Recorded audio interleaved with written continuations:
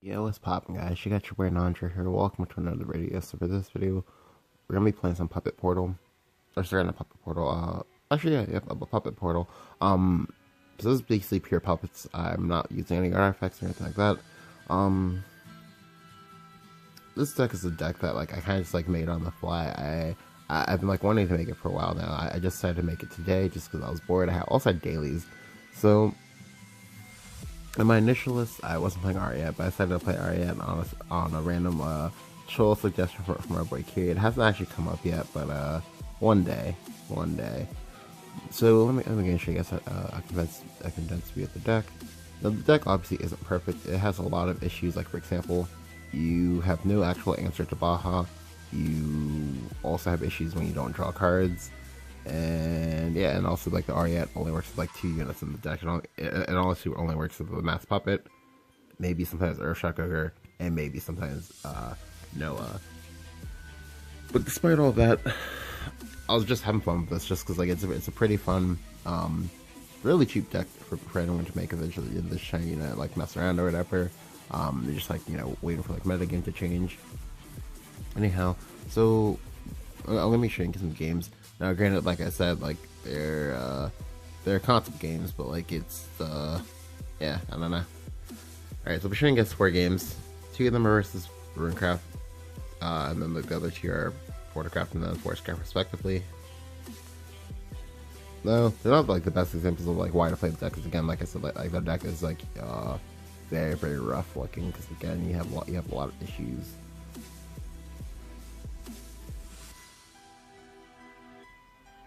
But it's probably close to as good as like pure puppet could get right now. So like the issue with pure puppet is that like they need something to do on 6, 7, and then like 8.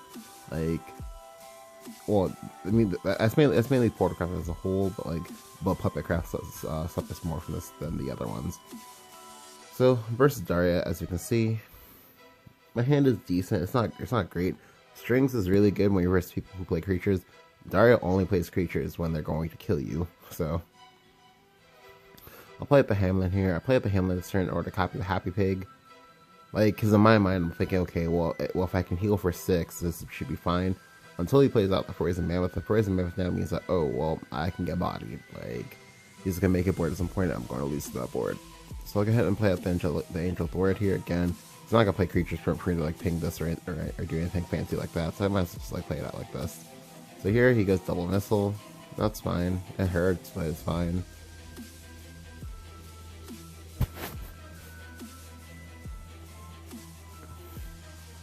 Alright, so here I had a few options. Ultimately though, what I choose to do is I choose to just go for a Happy Pig, evolve the Happy Pig, and then play a Lariel. I'm making the pre-bus this way, you know. I go ahead and I get to heal 3. I could have held off on evoing it, but like I'm pretty sure he's gonna play the Daria this turn. That's gonna suck. I basically just have to hope that he doesn't have Augurs to go with it. So he plays up the 5-mana Daria, gets a 6/7. So basically he's already got like two Augurs for free here, and then essentially plays out a 3rd one with it by playing on a real Ogler. Now he doesn't actually evolve any of these 2. I didn't really understand this at first. I don't really think it's good. But he does put me in a pinch because like I need to be able to get rid of all of this, but I kind of don't. So ultimately what I'll do here is I'll go ahead and I'll play at the Puppet Room. Unfortunately for me, I don't have all the mana I need. I did play at the Lariel. If I had played at the Happy Pig instead, that would have been fine. But I didn't know I was going to draw another Happy Pig. So unfortunately for me, I'm putting into a rough spot because ideally I'd like to get rid of the 6/7 before it evolves, but I can't do that. So what I'll do instead is I'll get rid of both this, the Ogler, and then also the Daria as well. Now, unfortunately for me, that this Happy Pig evolve is bad because I'm not actually healing from it. I needed all of these to actually physically heal me, which one I'm kind of sad that there's no overheal in the game. Maybe if there was, Daria wouldn't be as much of a problem, but it's still a problem. Anyway, I get my next puppet. And next turn I'll be in Resonance, so I can go ahead and use the Resonance in order to clear off the Mammoth no matter how big it gets. But here, he goes off even harder, plays a Chimera. The Chimera is honestly what broke my back here. Like, I needed him to just not have Chimera this turn. Or just, you know, not have another creature. Like, I can deal with everything else, I just can't deal with this other Chimera. So here, I go ahead and I go with the Happy Pig, third Happy Pig. We're gonna evolve it. So I peeled for 6 now? Yeah, 6. I'll go ahead and also use the Dimension Cut. And I'll go ahead and clear that off. So I'm at 9. I'm at 9 HP. I have 3 puppets in my hand, but I'm out of Evo points, and that's bad because he has the high ground now. So here he plays Insight into a Clark into a Crag. So I got really I'm getting rolled here. Like he's playing more 2-drops than most Dario decks do. Because most of them usually just play Clay Golem. Anyway, so I'll play up the second puppet room here. Get another puppet. So I'll just go and get strings. I can clear off a lot of units. I just can't clear off all of it at once. So because like no matter how I make these clears, he's going to have 6 damage on board. Which means I basically need to dodge a missile for the rest of the game. And also, I have to dodge missile, I have to dodge wave mage. So I'm basically dead, but I'm still, you know, going through the motions on the off chance that, oh, maybe I get lucky for a billion turns and he just never draws any damage to Daria at all for like 12 turns. But unfortunately, we know that's not the case. I get chain lightning in the face and I die.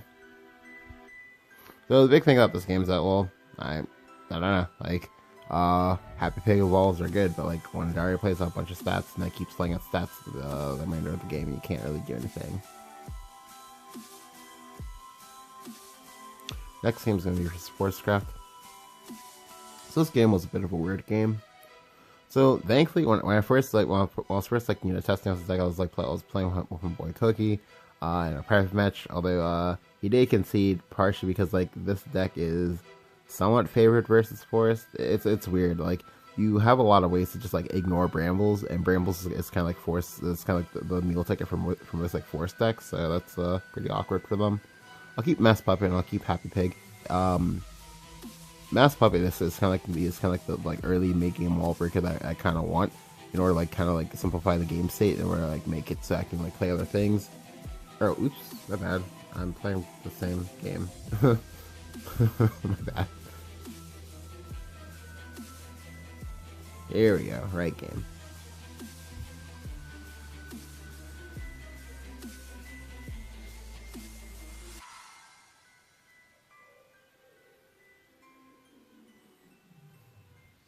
Alright. Yeah, so versus Forest.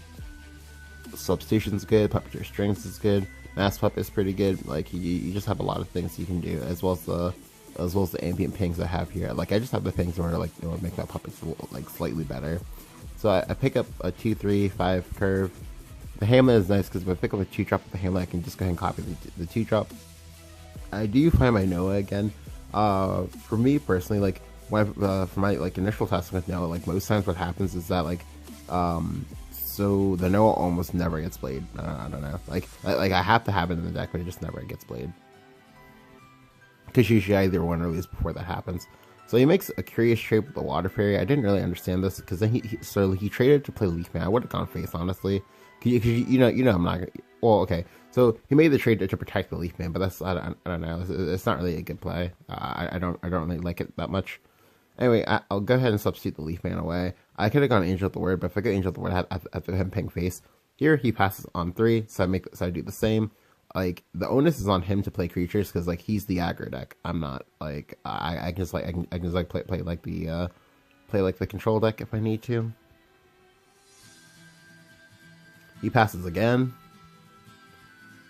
So naturally I pass again. I'm not really sure what's going on with my opponent's hand, but that's fine, it doesn't matter. Unfortunately for me, the onus will now be on me because I have more cards than he does, so I do actually have to play cards this turn. Here he goes in with the Winter Bramble. So I would have liked to go ahead and go Strings in order to like ignore his Brambles, but I can't. So now I have to play into him having Airbound Barrage for the Brambles. If he does, it's awful for me. If he doesn't, that's probably fine for me. I'll just get double Angel of the Word. So he'll probably safely assume that that's probably what I copied with the Hamlin, and that's fine because I mean it was. But here he plays out second Brambles. I'm like, okay, into a Fairy.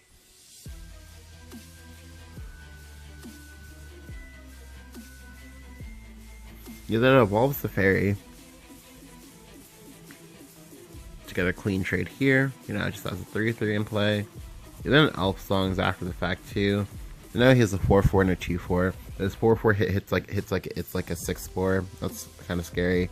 Here I'll go ahead and play out Singer. Into Flower Doll. Into Lyrial. So I'll go ahead and I'll make the Lyrial evolve here. I'll go ahead and ping off that. I ping off that because these two can trade into it if I need to, and it kind of incentivizes him to want to trade here. If he does, that's good for me. Now I'll just gonna make the Suicide trade here in order, or just like remove part of his board. Now he is, and I do know he's aggro, and I'm still at 20, but like Fairy Driver and a Period can make that difference up very, very quickly. And as we see here, he goes off with a Fairy Driver. So I'm gonna eat at least 6 to 8 damage here, maybe more.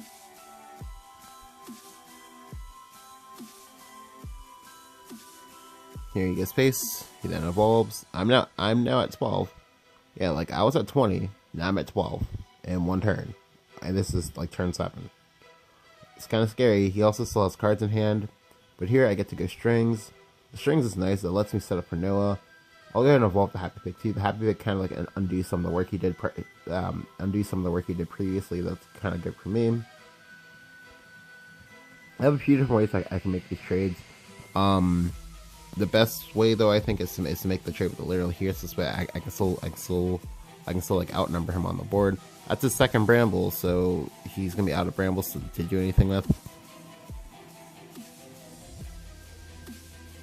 He plays a second Fairy Driver. I'm like, wow, okay. So this means I could easily be at 7 HP now. But he evolves the Fairy Driver. I'm like, okay. I didn't really think that evolve here was necessary. It's not like you're just giving me extra cards for no reason. I'm not sure what's going on here. But now I pick up my Mask Puppet. So, well, I mean, again, I already have one in my hand already.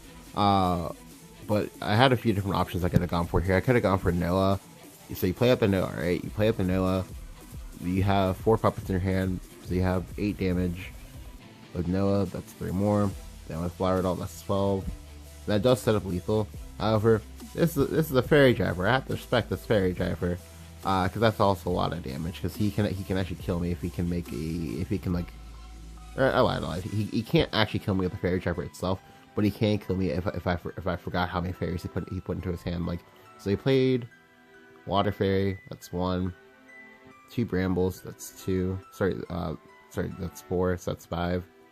And they played an Elf Song. So that's 7. Then we go ahead and we check here to see how many fairies he's used. He's played 6 fairies, so including the one here, that accounts for all 7. But I don't actually know what else is in his hand, because like I'm not trying to get like any like Elf Song shenanigans or anything like that. Cause like I can still die to that. So I'll just go and play it safe. So I'll just go and go Hamlin to copy a puppet. I'll then play up the Mask Puppet, and then I'll start trading it up. So this was a 2/2. Yeah, it's a 3/3. And as we'll see here, it'll ultimately evolve all the way up into a 6/6. Now, unfortunately for me, one of the issues that I did just convert a lot of puppets doing this, and I did technically lose damage because like the conversion rate for these is only 1/1, whereas like for playing Noah, you actually get +1 damage for each of these in your hand. I'm also kind of board locked too. But I'll go ahead and I'll go paste for 1. And this is 7, 9, 10, 13. Puppet, you get 15. So he has to clear this. But here he plays all White Wolf. I'm like, what? White Wolf? Question mark? So as you can see here, he was probably some kind of like aggro elephant? Question mark? Which is fine, but like he's still dead here. Yep, and he just concedes immediately when he sees the Noah come out.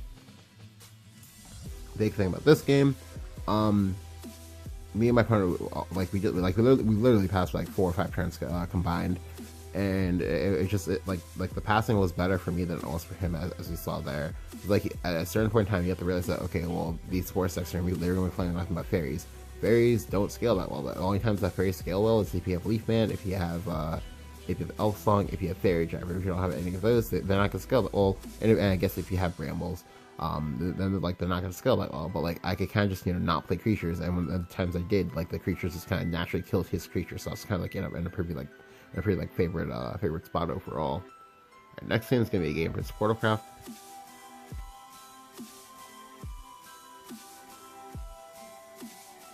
So there is Portalcraft. You're very unfavored. Like Acceleratium clears anything you would make. And you need chip damage in order for Noah to even be remotely good, but you can't get the chip damage because they'll let you make a board. So you just wind up in spots where you have to like try to like fight onto the board, but you don't have as much value generation as artifacts do.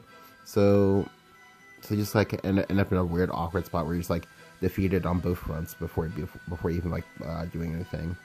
So my opening hand here is pretty good. 2, 3, 4, 5. I pick up the Earthshock Ogre. Earthshock Ogre is kind of nice. Earthshock Ogre kind of gives me that like punch I kind of need for Noah to come through sometimes. Because the combination of Earthshock Ogre and Evo into Noah is 13 damage. Assuming I have, sorry, it's not 13 damage. It's 11 damage. Assuming of course that I have no puppets in my hand at all. So here he plays substitution here. He actually substituted the wrong way. I don't know why you would substitute the Angel of the Word first. Like you would always substitute this. This is Last Word effect. But I guess he did it to bait me into thinking he didn't have a second one. I don't even know. So he goes double puppet here. Makes trades. That's fine. I'm not really sure what type of Portalcraft he is, and that's fine. It doesn't matter to me. But here he gives me the exact win condition I needed. Like so now here I get to go ahead and play Goblin Mount Ogre, aka Goblin Demon Roleplayer, and go ahead and evolve it. The reason why you make this evolve is because Portalcraft, some of them do actually play copies of both Hawk Robbie as well as Gravikinetic Warrior, and you need to make sure that they cannot clear this. They cannot clear this whatsoever because you need to get in some like early game punch. Like a 5/8 is very hard to clear. Like, and when it's a ward, you can't ignore it either. So this is great for me. So here he plays a Cat Cannoneer. I'm like, okay, are you gonna be able to clear this? Like, what's going on, friendo? He then plays Acceleratium. I didn't really like this play. I don't understand the playing out of the Acceleratium, but that's fine. It doesn't matter. I don't care. Now, unfortunately for him, he didn't evolve the trade this immediately. Like he can afford to do so. He has 2 evolves up to me as well as an Acceleratium. Like, you're gonna get these Ethos back, friend. Like it's fine. You can do that. And so here we have the punish, the ultimate punish, because now I can go Dimension Cut, 2-drop, 2-drop, hit him in the face for 5, drop him down to 12. So this does actually set up lethal. And even if it doesn't set up lethal this turn, it sets up lethal 2 turns from now. Because what I can do is I can go ahead and just punch him in the face for a bunch here. Because this is 7 damage. These 2 are 7 damage right here. He then plays like goes Fervent to pick up the Fervent to pick up the Ancient Artifact. But this is a misplay because he's actually just dead on board. I don't know if he just didn't do math, but like yeah, he's actually just dead, friends. So here we go ahead and evolve Delirial. Delirial evolve is worth 5 damage, and we go ahead and we just kill him. Even if I hadn't killed him right here, he would have died the next turn because Earthshock Ogre into Earthshock Ogre is pretty damn good. Especially when I'm also just chilling at 20 HP, and this class is the class that literally has no healing at all. Like they only have like Cog Spinner, and then they have Happy Pig, and that's all the healing they have. So the big thing about this game, like I just like my opponent played like very passively, and I was able to just like play out the Goblin Mount, evolve the Goblin Mount. The Goblin Mount just hard carried my ass. Now for the last game. This game is gonna be for Runecraft.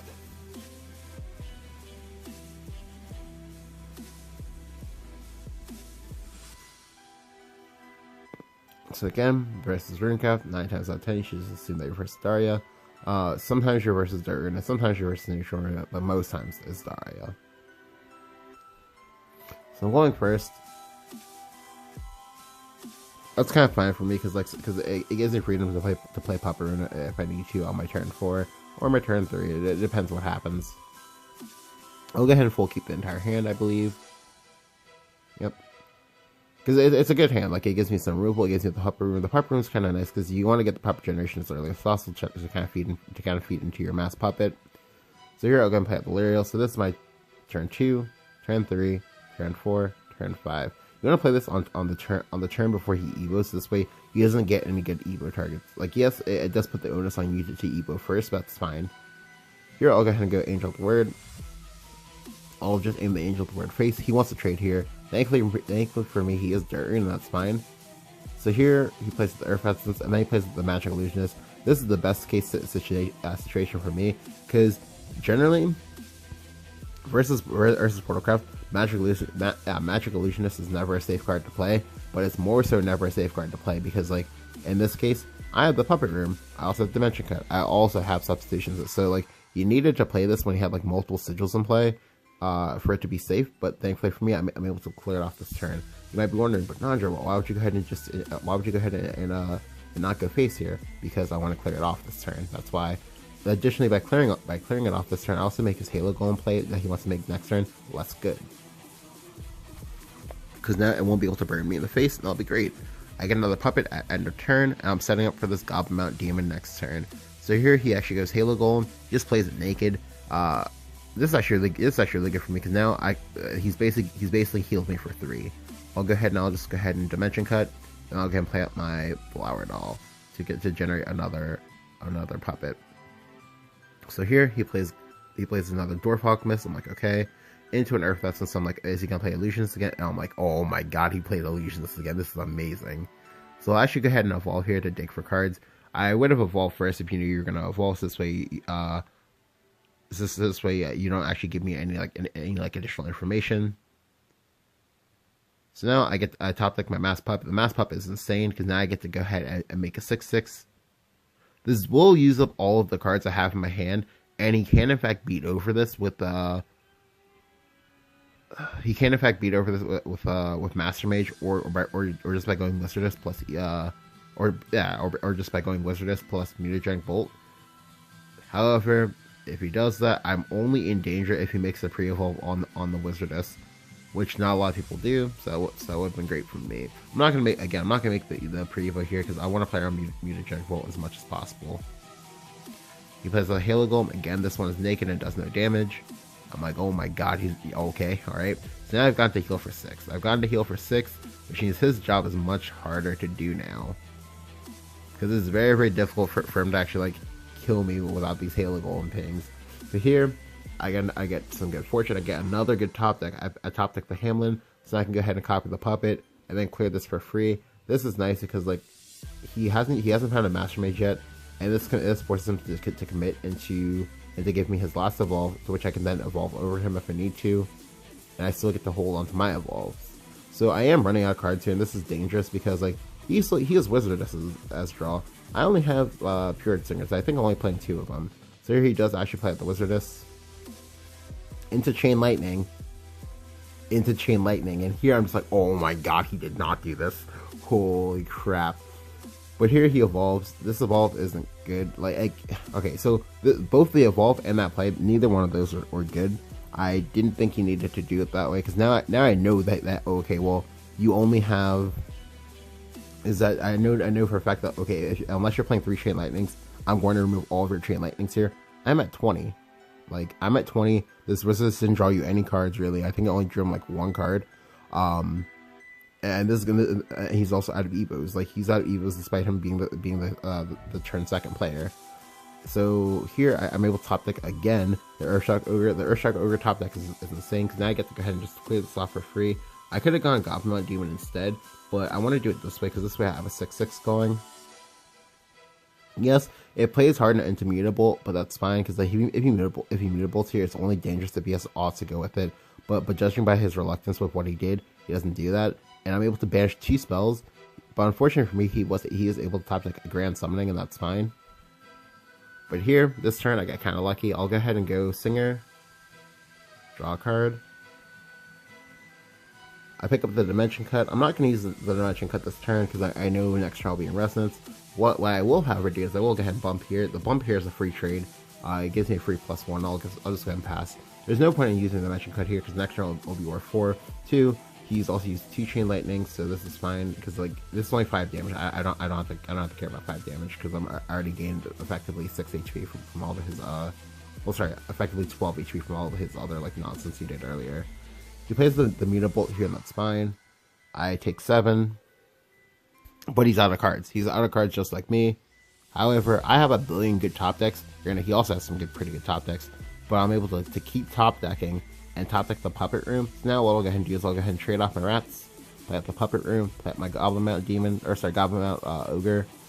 I'll make the trades here. Alright, now to be honest with you, a play I could have made, although I didn't really think about it at the time, is I could have actually kept one rat alive and gone face with it. Because here I'm not making particularly good plays. Well, like what I'm doing is I'm giving him the out of being able to say top deck another Oz. Another Oz top deck could actually like blow me out, just because that is a lot of resources generated for free. So I should have just tried to push an advantage with that rat, but I didn't like think about it at the time. Just choosing to play passive instead, because like I'm pretty far ahead. Because like this Puppet Room is going to generate me a lot of value. But here he finally finds a Master Mage. And then gives me the third naked Halo Golem. Like, oh my god, that's amazing. Here I top deck Noah. The Noah top deck is again also insane. I'm not going to play it this turn, but I will play it next turn. Here I just go ahead and evolve the Happy Pig to trade into his Levi. Now I could have gone ahead and protected this and protected my Goblin Mount Ogre, which I could have done, and that would have been fine. But I'll go ahead and I'll hold on to the puppets for the Noah. Instead, I'll just go ahead and go face for 3. I only get punished here if he has another Mutagenic Bolt, but I'm not going to play around that. So he makes trades here. I'm like, okay, that's awesome. He then plays out a Curl. So when he plays out a Curl, that's like GG. Like it's too hard for him to come back from the spot. So here I go ahead and I find a Puppeteer Strings. So what's this? So currently in my hand I have 3, 5, 7, 9. Plus the puppy that you get from Noah for a total of 11 damage. So I have to play out the strings here if I want to try to fight. If I want to get the last 2 damage I need. So I have 3 turn lethal set up. Or I lied.